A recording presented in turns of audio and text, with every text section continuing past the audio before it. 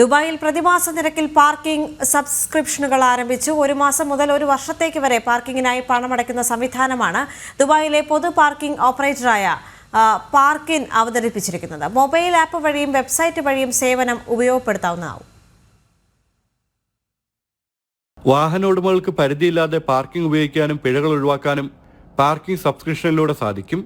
നഗരത്തിലെ paid parking സോണുകളിൽ ഒരു മാസം മുതൽ ഒരു വർഷത്തേക്ക് വരെ പാർക്കിംഗ് അടയ്ക്കാനാവുന്ന വരിസംഖ്യാ പദ്ധതിയാണ് പാർക്കിംഗ് സേവനദാതാക്കളായ പാർക്കിൻ കമ്പനി ആരംഭിച്ചിരിക്കുന്നത്. ഓരോ മേഖലകൾക്കും അനുസരിച്ച് വ്യത്യസ്ത നിരക്കുകളാണ് ഈടാക്കുക. ഇത്തരത്തിൽ 250 ദിർഹം മുതൽ നിരക്കുകൾ ലഭ്യമാണ്.